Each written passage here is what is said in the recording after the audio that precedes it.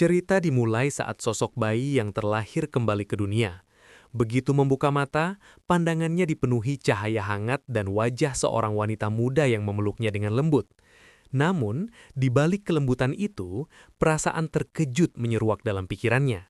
Sosok yang sedang menatapnya, yang seharusnya adalah ibunya, terlihat jauh lebih muda dari yang ia kenal sebelumnya. Saat itulah kesadaran menohok dirinya. Ia telah bereinkarnasi. Kebingungan menyelimuti pikirannya ketika ia mencoba memahami situasinya. Di depan matanya, layar status transparan muncul begitu saja, memperlihatkan levelnya yang kini kembali menjadi satu, tanpa nama, tanpa gelar. Ia yang dulu pernah berdiri di puncak kekuatan, kini hanyalah bayi tanpa identitas. Namun sebelum sempat berpikir lebih jauh, langkah kaki perlahan terdengar mendekat. Seorang pria tua berwajah bijak muncul, menatap bayi itu dengan senyum penuh kebanggaan. Wanita muda itu memanggil pria itu dengan sebutan Paduka, dan seketika dunia sang bayi terhenti. Dalam diam, pikirannya bergemuruh. Jika ibunya memanggil pria itu dengan sebutan seperti itu, maka hanya ada satu kemungkinan, pria tua itu adalah seorang kaisar. Beberapa saat kemudian, sang bayi diberi nama Noah Ararat. Dan dengan nama itu, ia resmi diangkat sebagai pangeran kekaisaran ke-13 dari kekaisaran Meres. Gelar itu muncul di statusnya secara otomatis, mengukuhkan darah bangsawan yang kini mengalir di tubuhnya. Namun yang paling mengejutkan bukanlah gelar itu, melainkan kenyataan bahwa gelar seorang pangeran berada di atas kedudukan bangsawan biasa. Sebuah status yang di masa lalunya bahkan mustahil ia bayangkan. Lain Kalur menatapnya dalam diam, seolah bisa melihat sesuatu yang berbeda dalam diri anaknya itu. Ia kemudian memutuskan untuk memberikan wilayah Almeria kepada Noah, sebuah daerah yang dikenal memiliki banyak klan air dan tanah subur yang kaya akan sumber daya. Saat keputusan itu diumumkan, perubahan tak terduga terjadi. Status sihir air di layar milik Noah tiba-tiba meningkat, bahkan menambahkan elemen baru, es, yang membuatnya tercengang. Bersamaan dengan itu, sang kaisar memerintahkan bawahannya untuk memeriksa status Noah secara resmi. Hasilnya mengejutkan semua orang di ruangan itu. Sihir air yang semula dianggap biasa, kini terbaca sebagai double S, peringkat tertinggi dalam sistem kekaisaran. Tak ada yang tahu bahwa apa yang mereka lihat bukanlah status asli Noah, karena pada kenyataannya, status sihir air yang sebenarnya hanyalah E dengan tambahan S di belakangnya. Tapi bagi orang-orang di sekitarnya, bayi itu telah lahir dengan keajaiban yang tak pernah terjadi sebelumnya. Sejak saat itu, dunia tahu nama Noah Ararat, sang pangeran yang lahir dengan kekuatan di luar nalar manusia. Dan di balik ketenangan wajah bayinya, tersimpan kesadaran seorang jiwa lama yang kini hidup kembali di tubuh bangsawan muda. 6 tahun telah berlalu sejak kelahirannya di dunia baru itu. Noah Ararat tumbuh dengan kecerdasan dan wibawa yang tak lazim bagi anak seusianya. Orang-orang di sekitarnya melihatnya sebagai anak yang terlahir sempurna, dengan karisma seorang bangsawan sejati. Namun, di balik ketenangan dan sikap bijaknya, tersimpan sebuah rahasia besar yang hanya ia ketahui seorang diri. Status yang dilihat orang lain bukanlah status aslinya. Bagi dunia luar, Noah adalah seorang anak jenius dengan sihir air berperingkat double S, sesuatu yang bahkan para jenderal besar pun sulit capai seumur hidup. Namun bagi Noah, kenyataan itu berbeda jauh. Di matanya sendiri, statusnya menunjukkan huruf E dengan tambahan S di belakang. Tambahan-tambahan itu ternyata berasal dari para bawahannya. Ia menyadari bahwa setiap orang yang menjadi bawahannya, baik pelayan, pengawal maupun pengikut setia, memberikan tambahan kecil pada statusnya. Huruf S pada sihir air berasal dari wilayah Almeria, tempat di mana klan air tunduk padanya sejak lahir. Semakin banyak pengikut yang berikrar setia, semakin kuat pula statusnya. Noah pun menduga bahwa kekuatannya dapat meningkat tanpa batas, selama ia mampu memimpin lebih banyak orang di bawah naungannya. Meski begitu, ia tak menggunakan kekuatan itu dengan kesombongan. Justru sebaliknya, ketenangan dan kewibawaannya membuat para pelayan menghormatinya lebih dari sekedar seorang pangeran. Mereka menganggapnya sebagai sosok yang bijaksana, jauh melampaui usianya. Di setiap keputusan dan perkataannya, terlihat ketegasan yang tak biasa dimiliki oleh seorang bocah 6 tahun. Pada suatu pagi yang tenang, saat sarapan di Haula Kerajaan, pelayan setianya Evelyn datang melapor. Putra mahkota dan pangeran keempat telah tiba dan ingin menemui Noah. Tanpa banyak bicara, Noah menutup sarapannya dan segera bersiap. Ia tahu kedatangan dua saudaranya itu bukanlah hal sepele, karena dalam keluarga kekaisaran, setiap kunjungan membawa makna dan setiap hadiah menyimpan maksud tersembunyi. Putra mahkota Albert Ararat dan pangeran keempat Henry Ararat tiba dengan penuh wibawa. Mereka datang untuk memberikan hadiah bagi sang adik termuda, Noah. Namun, bahkan sebelum kotak hadiah itu dibuka, aura pekat yang terpancar dari dalamnya sudah cukup membuat udara di sekitar terasa berat. Pelayan yang membawanya bahkan nyaris tak mampu berdiri karena tekanan yang dipancarkan benda di dalam kotak tersebut. Saat kotak itu dibuka, cahaya biru pekat meluap keluar, menandakan kekuatan magis tingkat tinggi. Di dalamnya tergeletak sebilah pedang megah dengan bilah yang berkilau layaknya air yang mengalir. Itulah Leviathan, pedang sihir air terkuat yang pernah ada di Kekaisaran Meres. Sebuah artefak legendaris yang dikenal memiliki kutukan mematikan bagi siapapun yang tak ditakdirkan menggunakannya. Bagi kebanyakan orang, sekadar membawa kotaknya saja sudah cukup menyiksa. Namun, Noah tanpa ragu mengangkat pedang itu dengan tangannya sendiri. Seketika ruangan menjadi hening. Tak ada tanda-tanda luka atau kutukan yang muncul di tubuhnya. Semua orang menatap dengan terkejut, karena hal itu hanya mungkin dilakukan oleh seseorang dengan afinitas air di tingkat double S. Albert menatap adiknya itu dengan pandangan penuh makna. Ia menyadari sesuatu yang orang lain belum tahu, bahwa anak kecil di hadapannya bukanlah sosok biasa. Setelah memastikan Noah mampu mengendalikan Leviathan tanpa terluka, Albert pun pergi, meninggalkan pesan samar bahwa hadiah itu hanyalah sebuah ujian. Henry, yang lebih lembut dari kakaknya, sempat bertanya, mengapa Albert memberikan pedang tak ternilai itu pada Noah? Jawabannya sederhana, namun dalam. Lebih baik pedang itu berada di tangan orang yang bijaksana daripada disimpan tanpa makna. Di balik senyum hangatnya, Noah tahu bahwa ini bukan sekadar hadiah. Ini adalah pengakuan, sekaligus ujian darah bangsawan sejati. Malam tiba, dan istana kecil Pangeran ke-13 diselimuti cahaya lembut dari lentera.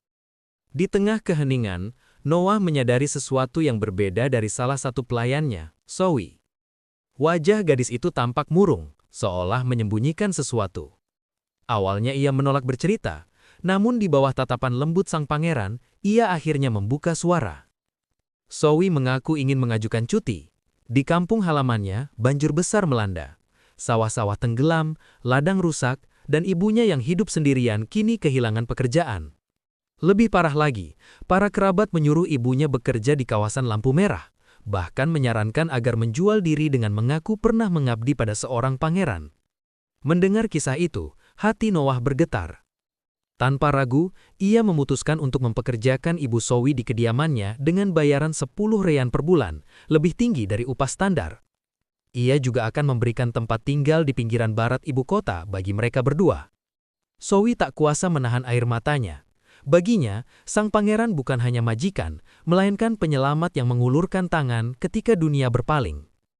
Namun bagi Noah, semua itu bukan sekedar belas kasihan. Ia tahu bahwa jika membiarkan mantan pelayannya terjerumus ke tempat hina, itu akan mencoreng nama keluarga kekaisaran. Bagi Noah, tanggung jawab seorang bangsawan bukan hanya memerintah, tetapi juga menjaga kehormatan dan martabat mereka yang telah bersumpah setia.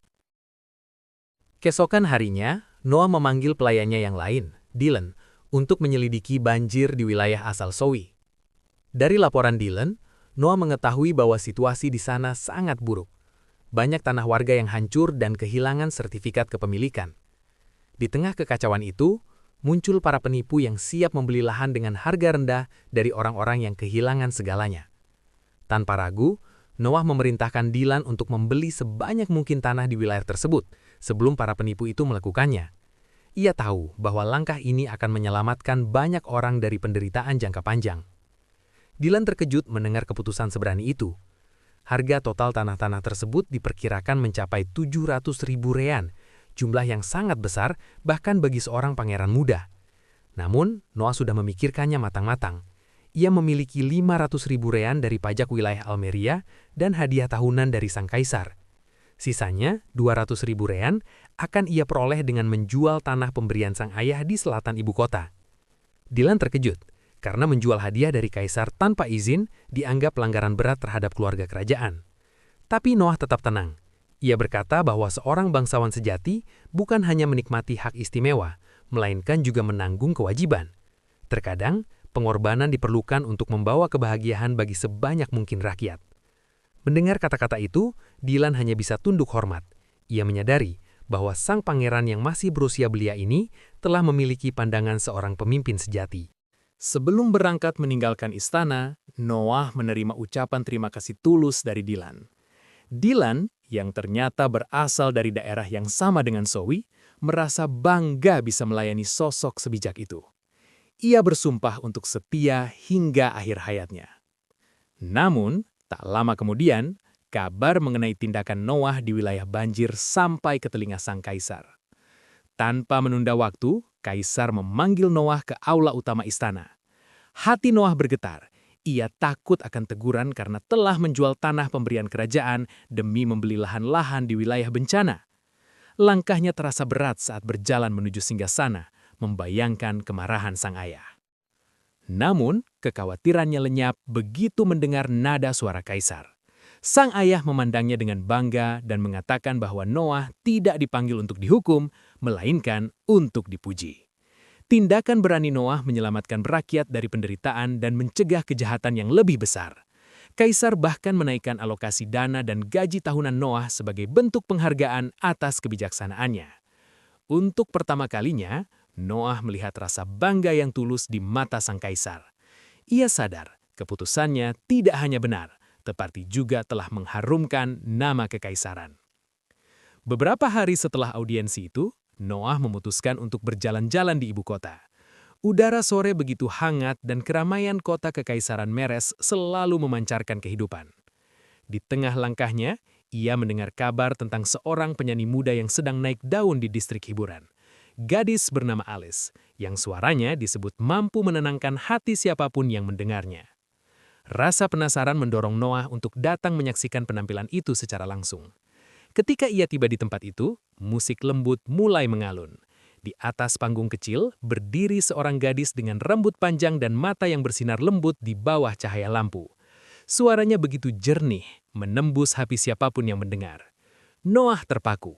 Dalam suara Alice, ia merasakan kehangatan dan kesedihan sekaligus, seperti lagu yang lahir dari hati yang pernah terluka. Namun, ketenangan itu tiba-tiba hancur. Beberapa pria kasar mendekati panggung dan mulai menagih utang lama keluarga Alice. Salah satu dari mereka menarik baju gadis itu dan menawarkan hal hina, membayar utang ayahnya dengan tubuh sang penyanyi. Suasana berubah tegang. Orang-orang terdiam, namun tak ada yang berani bertindak. Noah, yang berdiri di antara penonton, melangkah maju tanpa ragu. Aura bangsawannya memancar meski tanpa kata. Saat para penagih itu mencoba menyerangnya, Noah mengaktifkan sebuah item sihir di tangannya. Dalam sekejap, kilatan cahaya biru menyambar udara, mengenai para penyerang dan memaksa mereka tersungkur. Cairan merah menetes dari lengan mereka menandakan luka akibat serangan energi sihir murni. Tanpa berani menatap lagi, mereka kabur tunggang langgang meninggalkan tempat itu. Suasana kembali sunyi. Alice menatap sosok muda yang berdiri tenang di antara kepulan asap sihir. Bagi banyak orang, ia hanyalah seorang anak bangsawan yang lewat. Namun bagi mereka yang peka terhadap aura kekuasaan, jelas terlihat. Dialah Pangeran Noah Ararat, pangeran ke-13 yang kini mulai memperlihatkan sinar sejatinya. Setelah insiden di tempat hiburan itu, suasana kembali tenang. Orang-orang mulai berbisik pelan, tak percaya dengan apa yang baru saja mereka saksikan. Noah berjalan mendekati pemilik gedung dengan langkah pasti. Ia mengeluarkan sebuah kartu bersegel emas dan meletakkannya di meja sang pemilik. Seketika wajah pria itu pucat, lalu membeku dalam keterkejutan. Di kartu itu tertulis nama yang membuat seluruh tubuhnya gemetar. Noah Ararat, Pangeran Kekaisaran ke-13. Pemilik gedung itu langsung menunduk dalam-dalam, menyadari bahwa tempatnya baru saja diselamatkan oleh seorang bangsawan tinggi. Noah tak banyak bicara. Ia hanya menatap panggung di mana Alice masih berdiri, menggenggam tangannya yang gemetar. Dengan langkah tenang, ia menghampiri gadis itu dan menanyakan sesuatu yang sederhana namun berarti. Berapa biaya yang dibutuhkan untuk hidup selama 1 bulan? Alice menjawab dengan jujur, menyebutkan jumlah yang kecil bagi seorang pangeran namun besar bagi rakyat biasa. Termasuk biaya pengobatan ibunya, semuanya berjumlah 25 lins. Noah mengangguk. Ia menatapnya dengan lembut dan mengatakan bahwa mulai saat itu, Alice cukup bernyanyi seperti biasanya. Upah bulanannya akan ia tanggung, dan ketika kemampuan Alice meningkat, gajinya pun akan naik sesuai nilai dari suaranya. Bagi Alice, kata-kata itu terasa seperti mukjizat. Baginya, yang hanya ingin bertahan hidup, kini diberikan kesempatan untuk hidup bermartabat. Di malam itu, cahaya panggung tak hanya menerangi wajahnya, tetapi juga membuka babak baru dalam hidupnya, di mana suaranya akan menjadi lambang harapan bagi banyak orang. Malam pun berakhir. Noah meninggalkan tempat itu bersama para pengawalnya. Namun begitu tiba di kediamannya di Mansen, ia menemukan pemandangan yang tak terduga. Para penagih utang yang sebelumnya menyerang Alice, kini bersujud di depan gerbang rumahnya bersama atasan mereka. Wajah mereka pucat, tangan gemetar, dan keringat dingin menetes deras. Mereka baru mengetahui bahwa bocah yang mereka hadapi di distrik hiburan tadi adalah seorang pangeran kerajaan.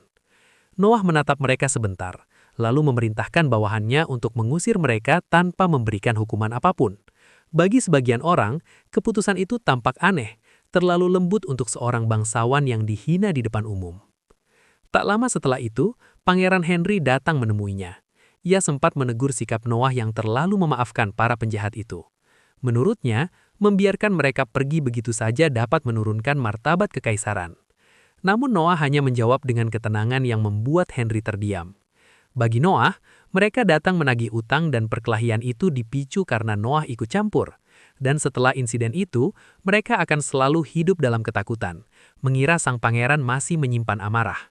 Dengan cara itu, mereka tidak akan berani mengganggu Alice lagi, bahkan tanpa perlu dijatuhi hukuman. Kebijaksanaan seperti itu bukan hanya cerminan kecerdasan, tetapi juga pemahaman mendalam akan hati manusia. Mendengar penjelasan itu, Henry tersenyum. Ia menyadari bahwa adiknya jauh lebih matang dari yang ia kira. Ia memuji ketenangan dan pandangan luas Noah. Setelah perbincangan ringan tentang para penagih utang berakhir, suasana di ruangan menjadi lebih tenang. Namun, Henry belum selesai. Ekspresinya berubah serius, dan nada suaranya menandakan sesuatu yang penting. Ia mulai menjelaskan rahasia besar yang selama ini disembunyikan dari kebanyakan orang. Pedang sihir Leviathan, senjata yang kini berada di tangan Noah, bukanlah pedang biasa. Ia memiliki kesadaran, bahkan kehendak yang nyata. Leviathan tidak sekedar alat, melainkan makhluk magis yang mampu menilai hati dan niat pemiliknya. Dalam sejarah kekaisaran, banyak orang mencoba menggunakannya, namun tak satu pun berhasil. Mereka semua berakhir binasa karena kutukan pedang yang menolak penggunanya. Henry menatap adiknya dengan khawatir. Ia menjelaskan bahwa Leviathan akan menolak siapapun yang tak dianggap layak, dan bahkan bisa membunuh pemegangnya dalam sekejap jika tidak diakui sebagai tuan sejati. Bagi sebagian besar orang, mendengar hal itu saja sudah cukup untuk menimbulkan ketakutan. Namun tidak bagi Noah. Wajahnya tetap tenang, tanpa sedikit pun rasa gentar. Dengan sikap penuh keyakinan, ia memanggil bawahannya dan meminta pedang Leviathan dibawa ke hadapannya. Udara di ruangan tiba-tiba terasa berat ketika bilah pedang itu dikeluarkan dari sarungnya. Cahaya biru keperakan memancar lembut, dan hawa magisnya membuat Henry menahan nafas. Noah menggenggam pedang itu, lalu mengayunkannya perlahan. Seketika, sesuatu yang luar biasa terjadi. Leviathan bergetar halus, kemudian bilahnya berubah bentuk, memanjang dengan pola runik yang berpendar di sepanjang sisi. Bentuknya menyesuaikan gerakan Noah, seolah pedang itu hidup dan mengenali tuannya. Aura yang terpancar darinya terasa damai namun kuat, sebuah tanda bahwa Leviathan sepenuhnya tunduk pada kehendak Noah. Henry terbelalak, tak mampu menyembunyikan keterjukatannya. Belum pernah ada satupun yang bisa membuat pedang itu bereaksi seperti ini. Ia segera menyarankan agar Noah memeriksa statusnya. Dengan tenang, Noah memanggil tampilan status pribadinya, dan begitu angka-angka muncul di hadapan mereka, suasana seketika hening. Sihir air yang sebelumnya berperingkat double S, kini menunjukkan peringkat baru, triple S, sebuah tingkat kekuatan yang belum pernah tercatat dalam sejarah Kekaisaran Meres. Bahkan para penyihir legendaris di masa lalu tidak pernah mencapai tingkatan seperti itu.